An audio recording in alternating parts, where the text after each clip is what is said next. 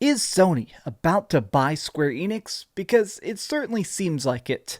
What's up, gamers? DreamcastGuy here, and today I want to talk about PlayStation just completely eating up Square Enix in its entirety, buying everything from Final Fantasy to Dragon Quest to weird obscure games you've probably forgotten about. Now let me just say, these are my thoughts, these are not leaks, these aren't some crazy insider stuff. I just want to talk about why it does seem like PlayStation is very dead set on buying Square Enix, and why I believe that Square Enix wants to be bought. Now, if you enjoyed this video, please give it a like, share with your friends, and subscribe. We're getting really close to like 220,000 subscribers. I appreciate the shares and all that. Now let's begin this topic with the facts, which is clearly that Square Enix has just sold off a lot of its employees and its current studios. Square Enix is a publisher. They're a mega conglomerate. They're thousands and thousands of different people working on different projects, all to make games under the freaking Square Enix umbrella.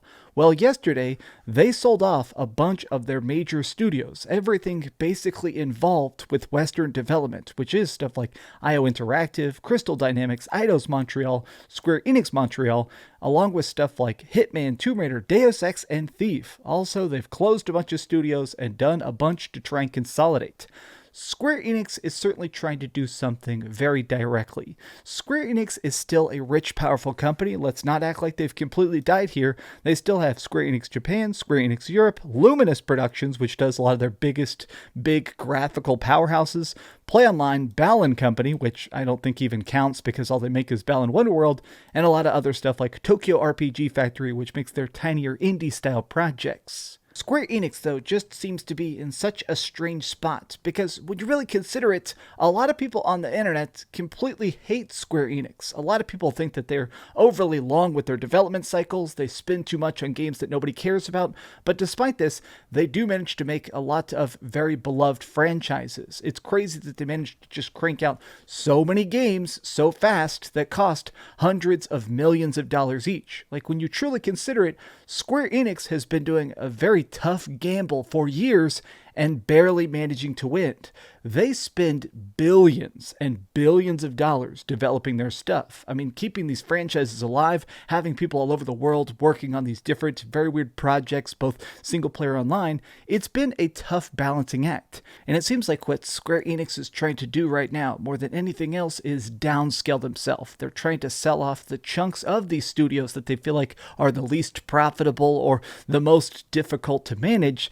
That way, they're easier to buy. Now, here's a tweet from Jeff Grubb. Jeff Grubb's been talking a lot about the Square Enix deals and acquisitions, and what it does seem like right now, more than anything else, is that Square Enix is positioning themselves for an acquisition. The fact that they just technically fired or got rid of over 1,000 employees yesterday shows the fact that they're trying to be bought.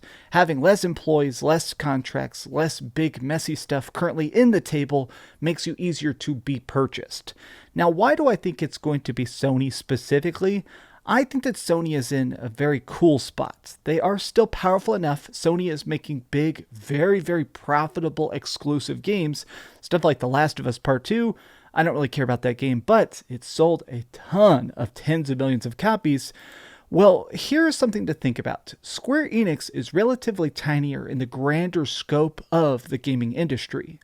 Now, I found this very detailed chart that sort of explains the different sizes and scopes of the companies as they currently exist, basically the power of the publishers. And you can see that stuff like Ubisoft has 10 billion tiny studios that are all called different stuff with Ubisoft in the name.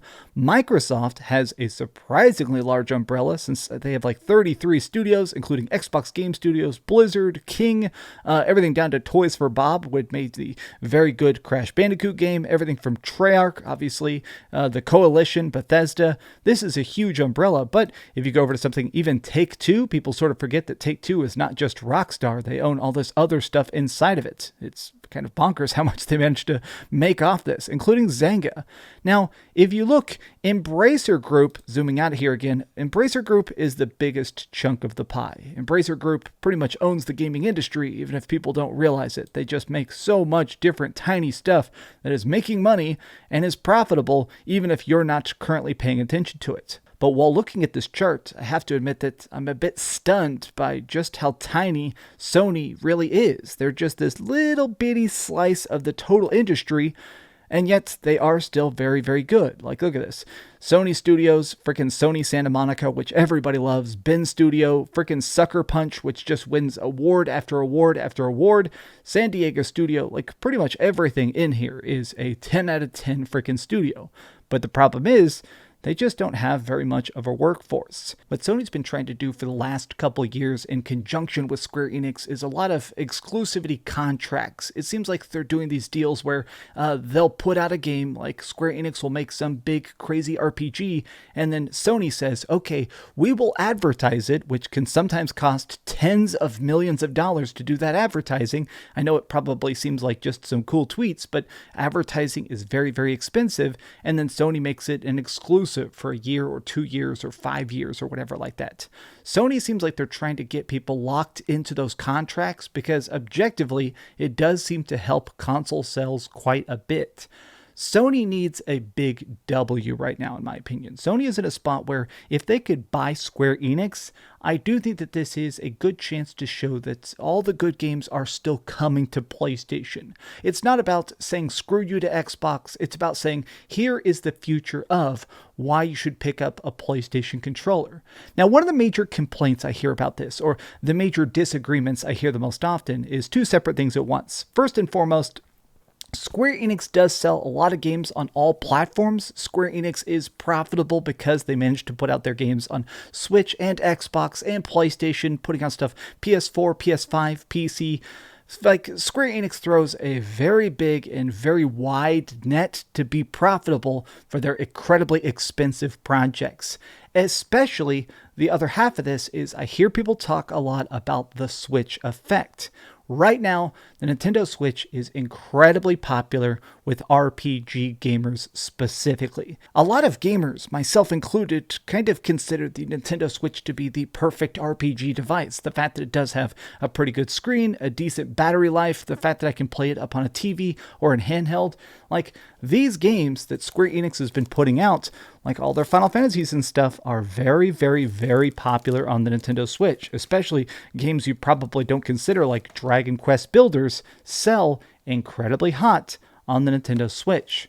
Especially little indie projects that are more indie stylized. This is something by Tokyo RPG Factory. These things clearly make a lot of money for Square Enix. The biggest thing I see people saying is that if Square Enix does go PlayStation exclusive, will that be profitable? Because objectively, game sales are going to go down. The total amount of revenue per project is probably going to drop. But Square Enix just has to come down to the idea of they want to be bought. Would they accept a buyout from Sony? I still think they would. I think that Sony, even if they do lose money to get this acquisition, in the long run, it's going to help them build up sales.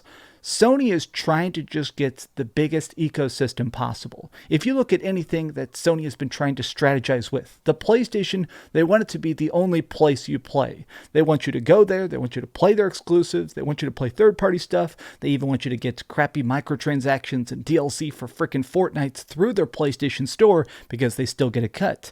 PlayStation wants to be your home. PlayStation wants to get people locked in and participating and not going to other platforms. And if they can basically say, this is the place where you have to come for the best RPGs in the world, I do think that people are going to just have to do it. I do think that a lot of people, like me, love Final Fantasy so much that if they said, all right, Final Fantasy 16 is coming only to PlayStation 5, it ends up coming out and it's great, and then they say, okay, all the DLC is only on PlayStation, Final Fantasy 16 is only on PlayStation, Final Fantasy 18 and 19 and 20, if they just say that my favorite series of all time is going to live on PlayStation forever, well, then I just got to deal with it. I mean, that's kind of the thing, is that I think overall exclusives can be bad. I think that a lot of times it makes it where less people are able to experience great art. I want everybody in the world to play Final Fantasy because it's my favorite thing in the entire universe. But I do very consciously acknowledge that if they make this an exclusive contract, less people are going to play Final Fantasy. It's kind of weird to think about, but Final Fantasy will be less mainstream, even if it's better for Sony in the long run. Do I consider this to be good overall? Not really, but I think the writing is on the wall. I see a lot of people, even this guy, he's like one of the biggest Xbox leakers in the world, saying that Sony seems like they're going to make a great acquisition for PlayStation by buying up Square Enix. But what do you guys think? Are you excited about this? Are you nervous about this? Tell me your thoughts in the comments down below, and if you enjoyed this video, give it a giant thumbs up, share with your friends, and subscribe if you haven't already. But do me the biggest favor of all, and keep dreaming. Thanks so much for watching that video. If you want to see something else, you can always click this link to see what I put up last, or, subscribe and see what's coming up next. Also, I promise that whatever I do, it'll try not to suck.